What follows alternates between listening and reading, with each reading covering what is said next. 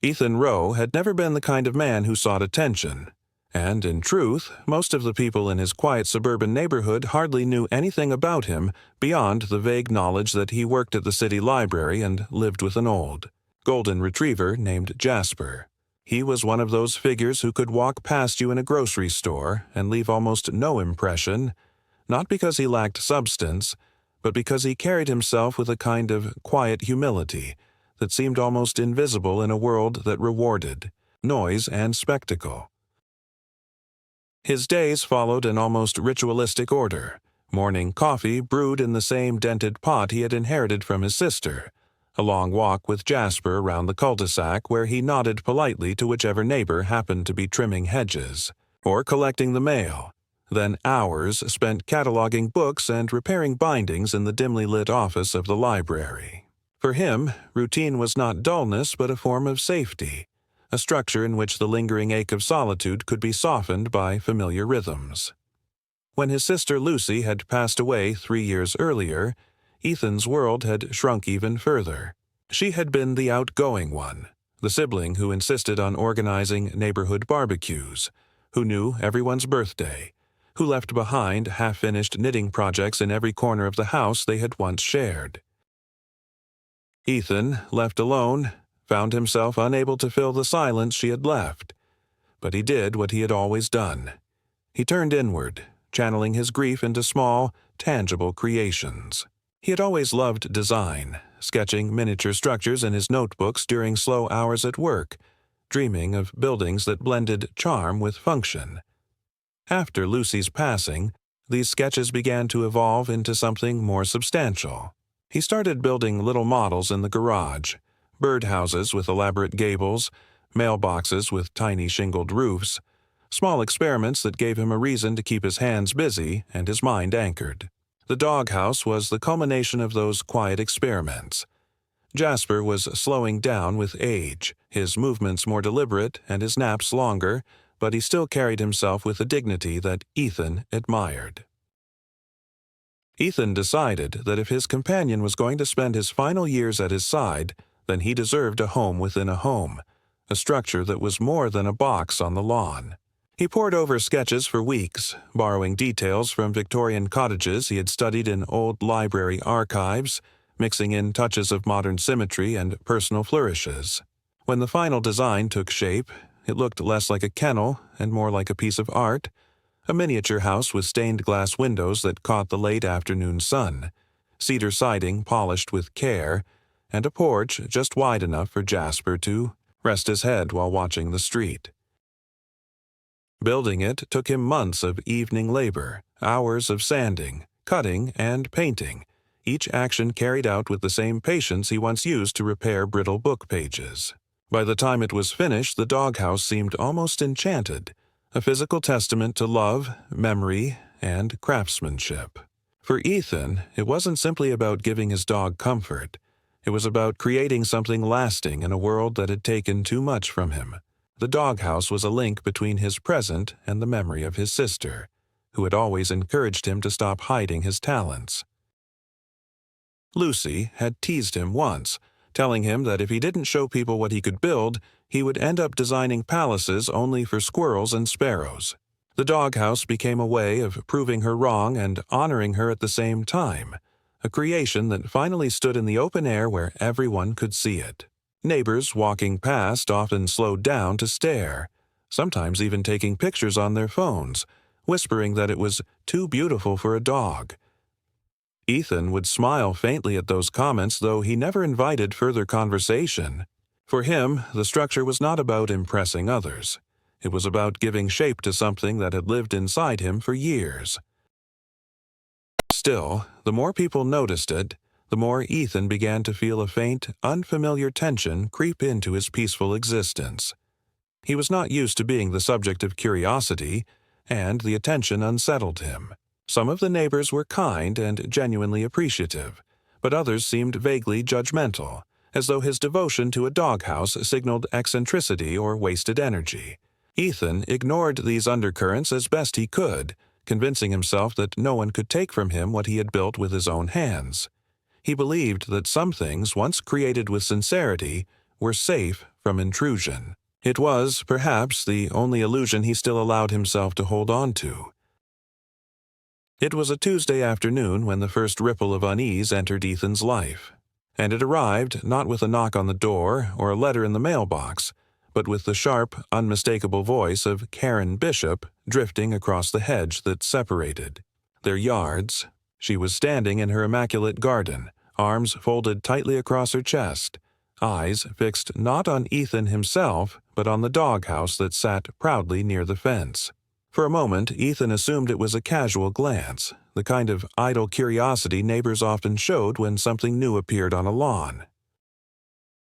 But then she spoke, her tone carrying that precise mix of condescension and false sweetness that made every word sound like a veiled accusation. "That little structure of yours," she began, tilting her head as though inspecting a stain. "It's actually on my side of the property. I don't know how you didn't notice, but it's occupying space that doesn't belong to you." Ethan, startled, set down the gardening shears he had been holding and approached the hedge cautiously, his mind racing for an explanation. He knew his property lines by heart, having studied them carefully when he inherited the house, and he was certain the doghouse stood well within his boundary. Trying to remain calm, he told her that he had the survey documents, that the placement was deliberate and correct. But Karen did not back down. Instead, she smiled, a tight, unsettling smile, and added, "Oh, I don't mean just the land. That design, that style, it looks awfully familiar. My father used to sketch out something very similar when I was a girl.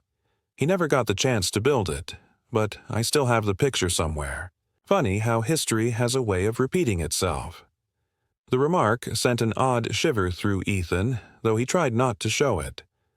At first, he thought she was exaggerating, perhaps fishing for some way to claim connection to his work. Yet there was something about the certainty in her voice, the way she said "my father's design," that unsettled him. He brushed it off with a polite but firm statement that the doghouse was entirely his creation, based on his own sketches, and that he had no interest in debating family histories. Karen gave a laugh that did not reach her eyes, then leaned closer over the hedge and whispered, almost conspiratorially, "We'll see what the commission has to say about that." Before Ethan could respond, she turned on her heel and disappeared into her house, leaving him staring at the empty space where she had stood, Jasper pacing nervously at his side as if sensing his owner's sudden unease. The following week, the tension deepened. Ethan returned home one evening to find an envelope taped to his front door, bearing the letterhead of the county's Heritage and Zoning Commission. He tore it open in confusion, scanning the dense paragraphs until his eyes caught on the words that made his stomach drop. A petition had been filed, challenging the ownership and originality of the architectural structure located on his property. The petitioner, Karen Bishop, claimed the design was not Ethan's but rather a reproduction of an unfinished family project conceived by her late father, who, according to her statement, had drawn up detailed plans for a miniature Victorian doghouse. Decades earlier, she alleged that Ethan had appropriated her family's intellectual property and was now displaying it on contested land. The letter informed him that an official review would take place, and until then, the status of the structure was under dispute. Ethan read the letter twice, then a third time, his pulse hammering in his temples. The absurdity of the accusation should have made it laughable, yet the formality of the document gave it a weight he could not easily dismiss. Karen had taken her casual remark and transformed it into an official challenge, dragging his personal sanctuary into the cold machinery of bureaucracy. Ethan sat at his kitchen table late into the night, the letter spread out before him like an indictment, Jasper resting at his feet. His first instinct was disbelief. Surely no commission would entertain such a ridiculous claim. Surely a doghouse could not become the subject of legal scrutiny. But then he remembered the way Karen had spoken, the strange confidence in her voice, the certainty that she could make things happen simply by insisting. He realized she was not bluffing. She had already set the wheels in motion, and now he was being forced to defend something he had never imagined could be threatened. When he finally managed to sleep, it was restless and shallow, filled with uneasy dreams of faceless officials dismantling his creation piece by piece, while Karen watched from the sidelines, smiling. Over the following days, her presence grew more invasive. Ethan noticed her lingering near the fence, phone in hand, snapping photographs of the doghouse from different angles as though collecting evidence for a trial. Once, as he stepped outside with Jasper, he caught her measuring the ground with a tape measure, muttering under her breath about inches and boundaries. When he confronted her, she waved him off with a mocking grin. "Just documenting history," she said before retreating again. What unnerved Ethan most was not just her actions, but the quiet certainty she carried, as though she already believed the matter was settled in her favor. The other neighbors began to notice as well. A few approached Ethan with awkward questions about whether he was really allowed to build such an elaborate structure, while others simply avoided eye contact, unwilling to be drawn into what was quickly becoming a neighborhood spectacle. Then came the second letter, more formal and far more alarming. This time it was not just a notice of review, but a request for Ethan to provide his own documentation, proof of authorship of the design, evidence of property boundaries, and an explanation of why he believed the structure was unique. It was written in dry, bureaucratic language, but the implication was clear. Karen's claim had been taken seriously enough to warrant investigation. Ethan sat in stunned silence after reading it, realizing that the fight he had tried to dismiss as ridiculous was becoming dangerously real. He gathered his sketches, flipping through pages of notebooks filled with dates, doodles, and measurements, hoping they would suffice to prove his case. Yet a sliver of doubt gnawed at him. Karen had mentioned having a photograph of her father's design, and if she truly possessed such a thing, even a faded snapshot, it could be twisted into something more persuasive than his loose drawings. What made the situation all the more unbearable was the intrusion into the sanctity of his private life. The doghouse had been born out of grief and love, a deeply personal creation tied to his sister's memory, and now it was being paraded before strangers as though it were merely a contested artifact. Each time he saw Karen's smug expression as she hovered by the hedge, Ethan felt a surge of anger he did not recognize in himself, an anger fueled not just by her audacity, but by the profound violation of something sacred. He began to realize that Karen was not merely a neighbor with a petty complaint. She was a woman who thrived on control, who saw in his creation an opportunity to assert power, and who would stop at nothing to claim what was not hers. The first formal hearing with the commission was scheduled for early spring, in a bland municipal building whose beige walls and flickering fluorescent lights gave the entire process an air of sterile inevitability. Ethan had never set foot in such a setting before except to renew a library card for a patron or attend some dull zoning lecture, yet now he found himself sitting at a long table with his notebook spread out like fragile armor, while Karen sat, across from him in a neatly pressed blazer, exuding confidence as though she were the one defending a treasured creation.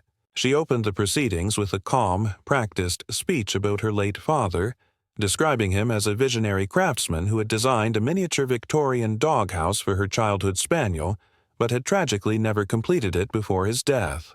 She produced a faded black and white photograph, depicting a man standing proudly beside a small wooden model that indeed bore certain similarities to Ethan's structure: arched windows, pitched roof, decorative trim.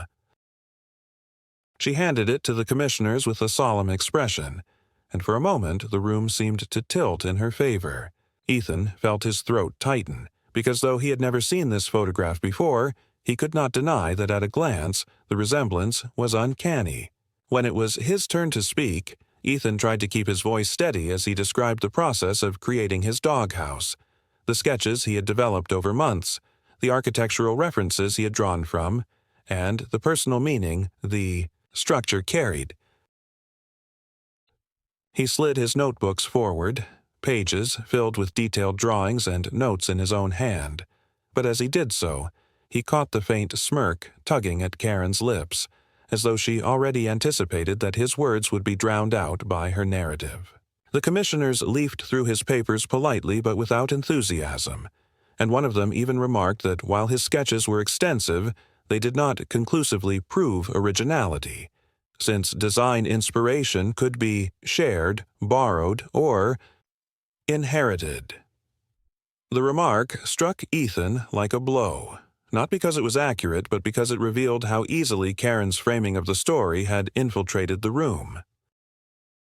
After the hearing ended with no resolution, only a promise that the matter would be reviewed further, Ethan left the building with a sense of dread pressing against his chest.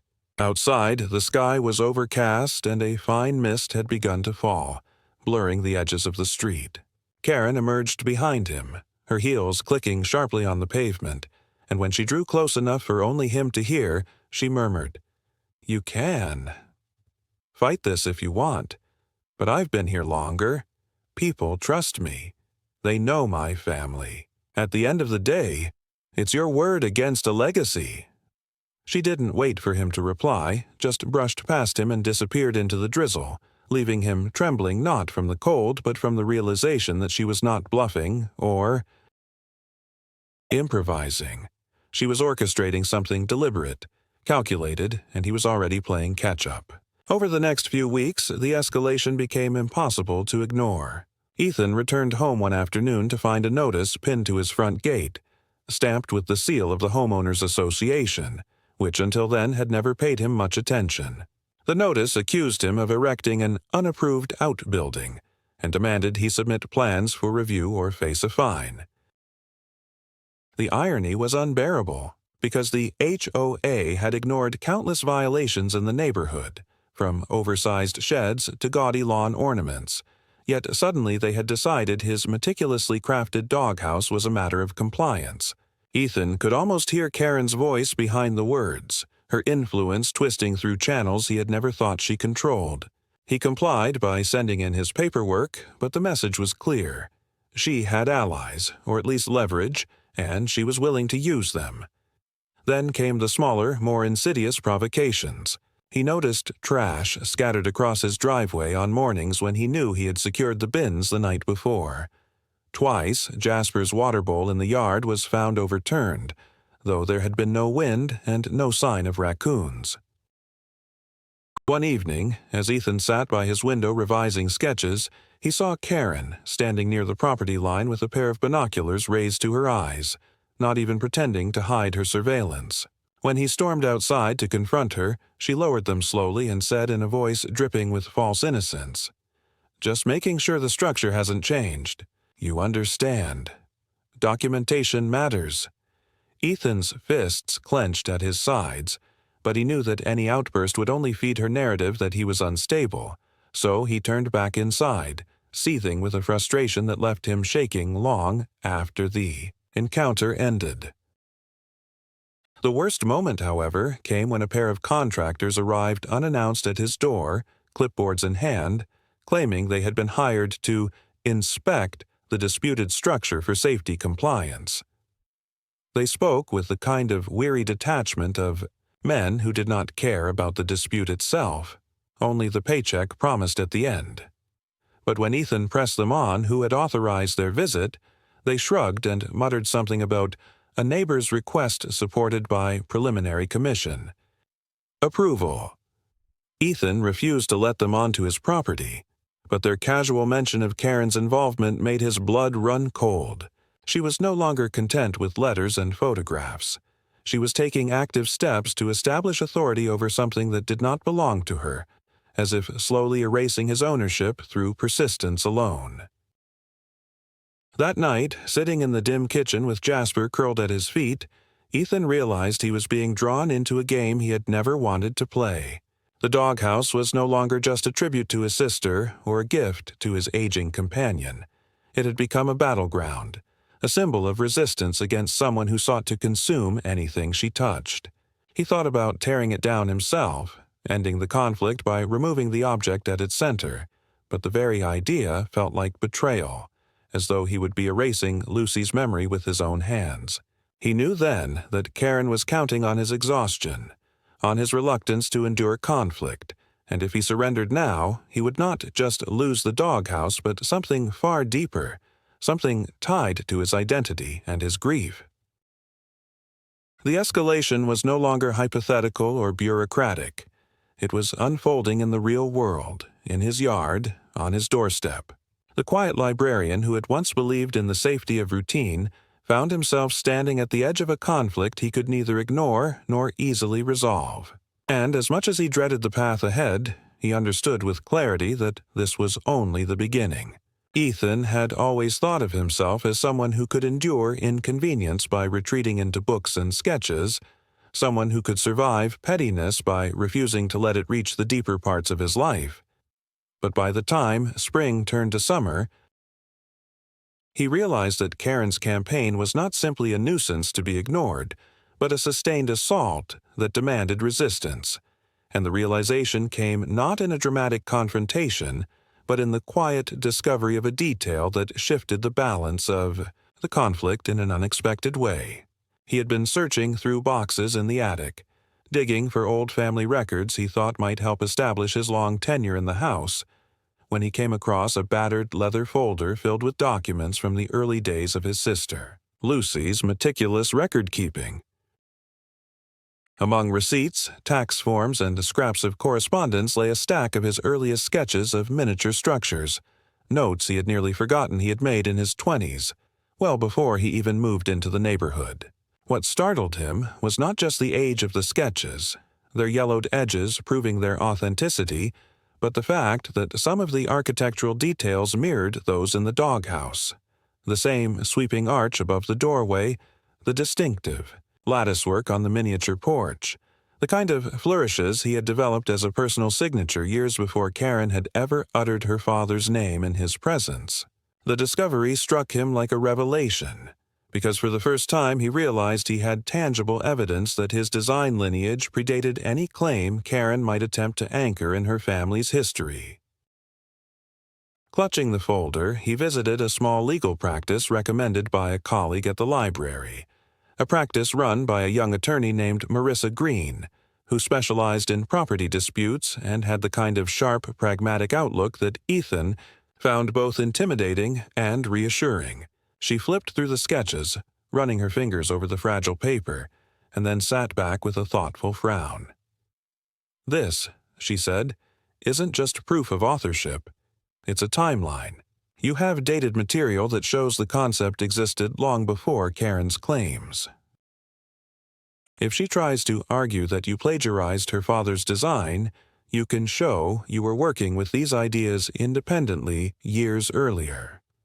Ethan exhaled a shaky breath, relief mingling with disbelief that someone had finally recognized the validity of his work. Marissa, however, was not finished. She leaned forward and added, "But there's something else." Her documentation, the photograph she showed at the first hearing, I've seen copies like that before. Do you remember how the caption was typed in faint block letters beneath the image? That style of labeling wasn't used in the era, she claims. It was more common in the late 80s, not the 70s. I can bring in an archivist to verify it, but my gut tells me the photo may not be what she says it is. That suspicion lodged itself in Ethan's mind like a splinter. The idea that Karen might have manipulated or altered evidence felt both outrageous and plausible, because he had already sensed that her confidence derived not from truth, but from her ability to project control and to overwhelm others with boldness. If her father had indeed drawn a design, it was one thing, but if she had manufactured or tampered with the proof, then the entire foundation of her claim would crumble. Marissa encouraged him to hold steady, to prepare for the next review session by gathering every piece of authentic material he could find, and she promised to request an expert examination of Karen's submissions. For the first time in months, Ethan felt that he was not standing alone on shifting sand, but had an ally who could navigate the treacherous terrain with him. Yet, even as this glimmer of hope emerged, Karen's behavior grew more aggressive, as though she sensed that her control was being challenged. One evening, Ethan returned home to find that the doghouse door had been forced open, Its small latch splintered, and Jasper was pacing nervously nearby as though disturbed by someone's intrusion. Inside, Ethan discovered a folded sheet of paper tucked into the corner, bearing no signature but containing a message in neat, slanted handwriting. "You can't protect what was never yours." The words sent a chill through him, not just because of their threat, but because they implied physical trespass, the violation of his yard and his creation, and when he glanced across the hedge later that night, he saw Karen's curtains twitch as though she had been watching for his reaction. He wanted to call the police, but Marissa advised him to hold back unless he could prove the trespass, warning that Karen might twist the narrative to paint him as paranoid or vindictive. As the second formal hearing approached, Ethan prepared meticulously, compiling his old sketches, Lucy's dated notes, and even testimony from a former library colleague who remembered him doodling similar designs years earlier during staff meetings. The day of the hearing, the room was tense with anticipation. Karen arrived with her usual poise, carrying a sleek binder of documents and accompanied this time by a man she introduced as her family's historical advisor, whose credentials were vague but whose presence lent her an air of authority. She presented the photograph again, along with copies of supposed letters from her father's workshop, though Marissa quickly pointed out discrepancies in the typewriter font that suggested they had been produced on a machine manufactured decades. Later, Ethan then produced his own evidence, laying out the aged sketches with Lucy's handwriting noting dates and details, and for the first time, he saw uncertainty flicker in Karen's expression, a shadow crossing her face as though she had not expected him to come armed with anything more substantial than indignant words. The commissioners studied the material, their expressions unreadable, but one of them asked Karen why her supposed archival documents bore inconsistencies in format, and though she attempted to laugh it off, her voice wavered for the briefest instant. Ethan seized on that moment of weakness, not by speaking harshly but by calmly reiterating the personal significance of the structure, explaining how it had been born out of grief, crafted as a way of honoring memory, and how he had no conceivable reason to appropriate someone else's legacy. His words were not legal arguments but human ones, and for the first time he saw several of the commissioners listening with genuine attention rather than detached politeness. When the session ended, no ruling was delivered, but Marissa whispered to Ethan as they left the room that the balance had shifted, that Karen's grip was loosening, and that even if the outcome was not immediate, the seeds of doubt had been planted in the minds of those who mattered. Still, Karen's eyes followed Ethan as he walked down the corridor, cold and unwavering, and when their gazes met, she mouthed a phrase that froze him in place. "This isn't finished." Her confidence had cracked, but her determination had not. And Ethan knew with a sinking certainty that the battle was far from over. That night, as he sat on the porch watching Jasper rest inside the doghouse, the stained glass glowing faintly in the lamplight, Ethan felt both exhausted and resolute. He understood that he had crossed a midpoint in the struggle. It was no longer a matter of whether Karen could unsettle him, but of how far she was willing to go to reclaim control. The evidence he had uncovered gave him a foothold, but the look in her eyes warned him that she would escalate beyond bureaucracy, beyond paper and hearings, into realms that might test not only his patience, but his very sense of safety. The quiet life he had once clung to had been irreversibly fractured, and though he longed for peace, he now recognized that peace would only come through endurance, through fighting for what was his, and through refusing to let Karen's obsession rewrite the story of his life. By the time summer deepened, Ethan no longer harbored any illusions that Karen would relent simply because the commission had begun to question the validity of her evidence, and in fact her attacks only grew more inventive and disorienting, moving beyond the hearings into the very fabric of his daily life, leaving him to wonder how far one person's obsession could stretch when fed by pride and spite. It began with another notice from the Homeowners Association, this one far harsher than the first, accusing him not only of erecting an unapproved outbuilding, but of violating neighborhood standards by maintaining what they described as an unsightly structure of questionable legality, a phrase so absurd in reference to the carefully crafted doghouse that Ethan almost laughed aloud when he read it, though the laughter quickly curdled into a knot of dread when he realized that the HOA had scheduled an on-site inspection and demanded that he present permits or face escalating fines. He knew immediately that Karen's hand was behind the complaint, and the timing, so soon after her credibility had faltered in the hearing, made it obvious that she was attempting to exert pressure from another angle, hoping to wear him down with sheer exhaustion. The inspection itself was surreal. A pair of men in collared shirts arriving with clipboards and tape measures, treating the small structure as though it were an illicit warehouse.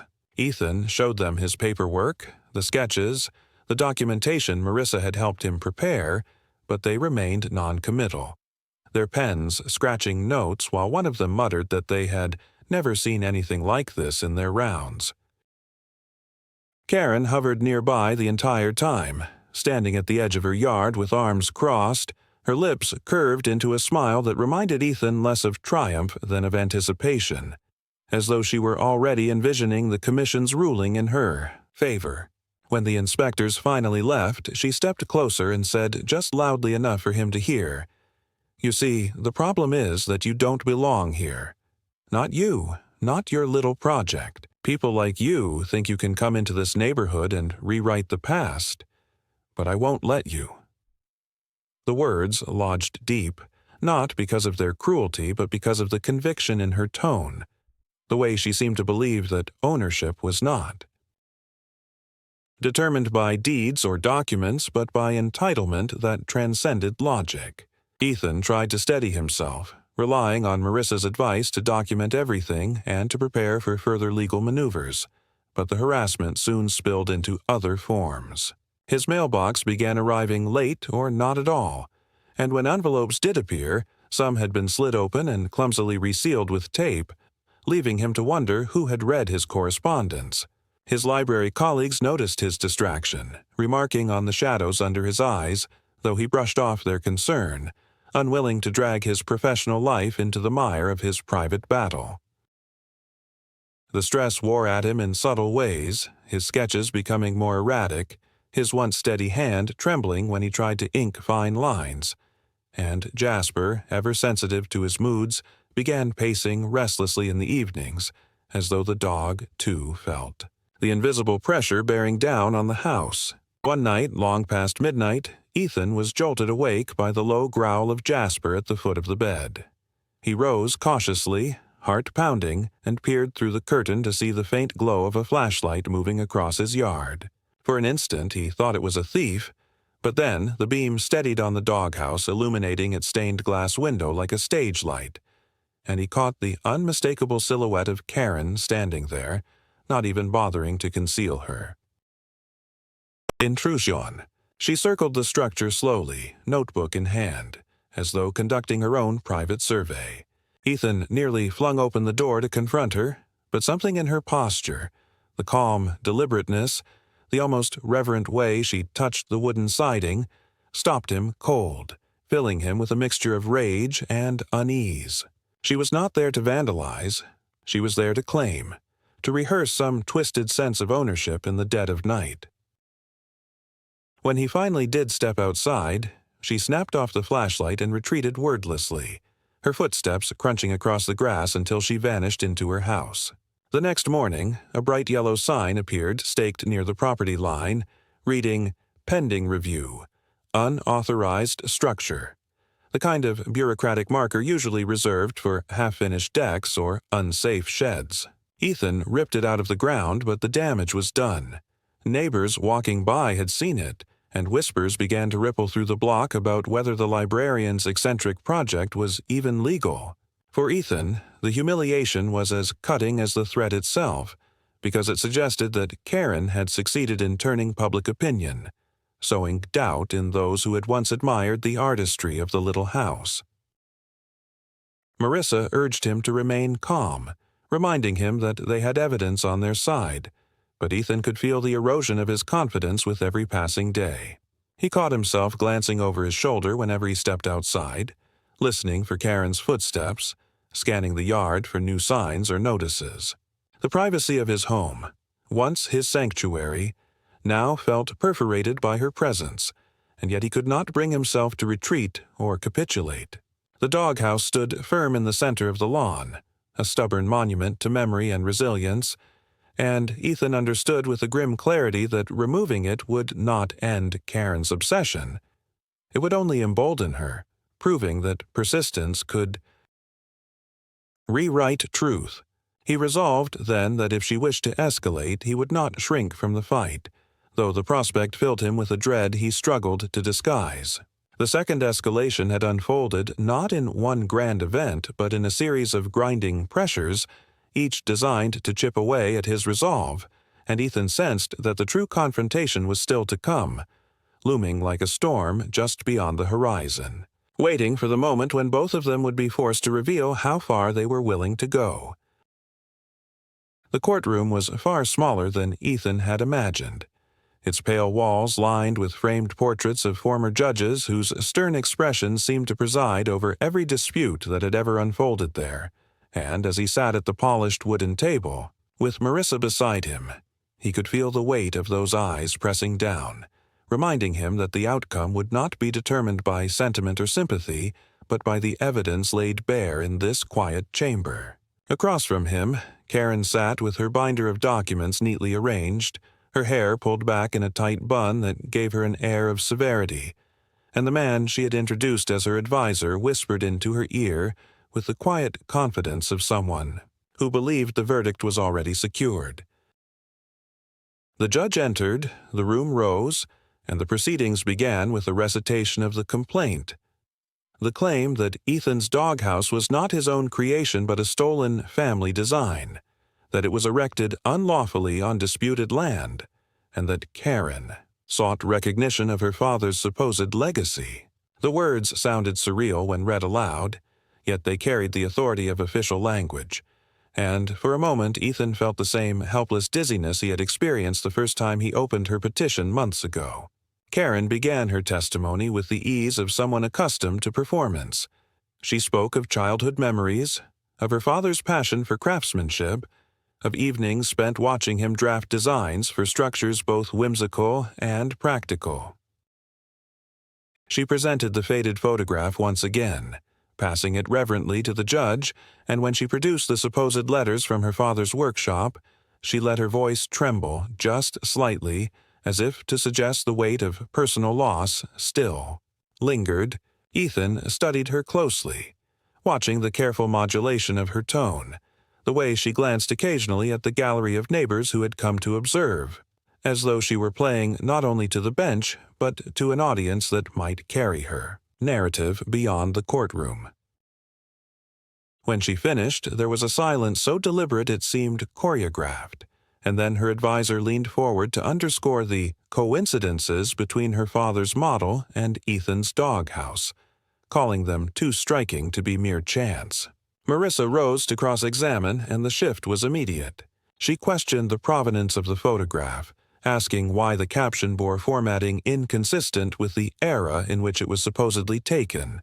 And when Karen faltered, Marissa pressed further, producing a report from an independent archivist who testified that the paper stock of the letters was manufactured years after the date they were allegedly written.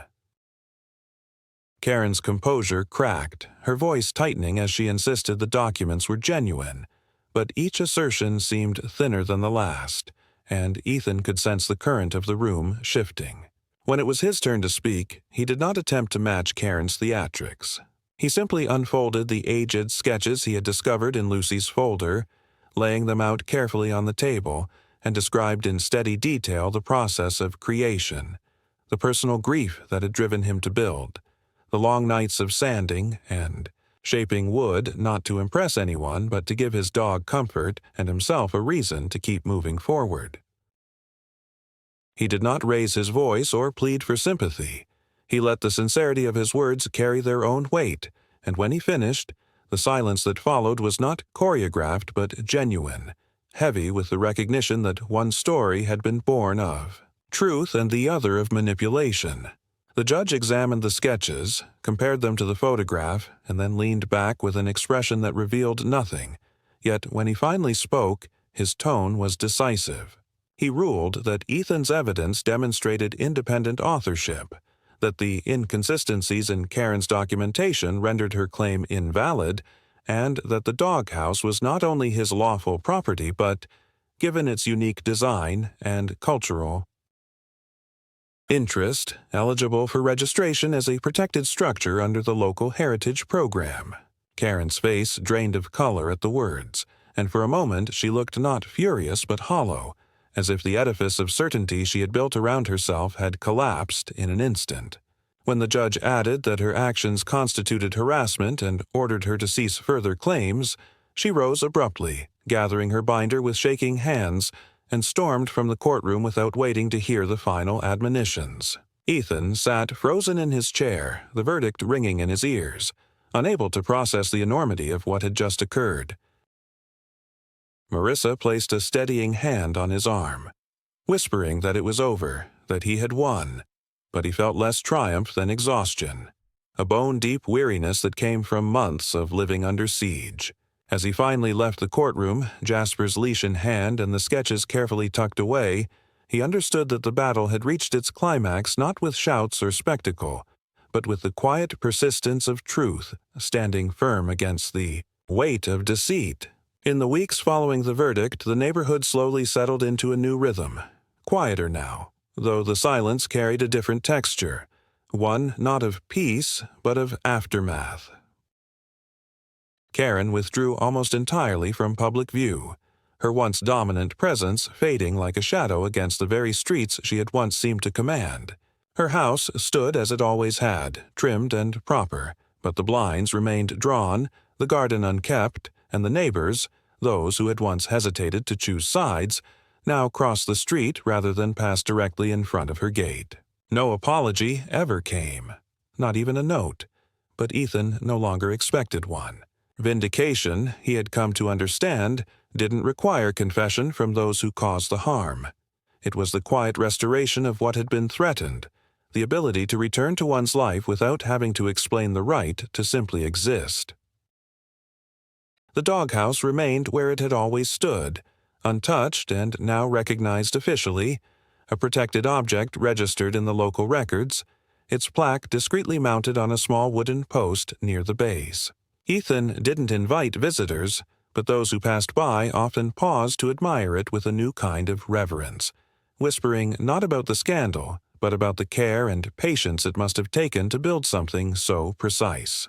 On one particularly still morning, Ethan placed a new addition beside the front step of the structure, a small bronze tag engraved with the words, "For Lucy, who taught me to build what matters." Jasper sniffed the plaque once, then lay beside the house in his usual spot, the sun warming the cedar roof, the breeze shifting the stained glass just enough to catch the light. Ethan watched for a long time, not smiling but steady, as though after all that had been lost and defended, the world had finally made space again for something whole,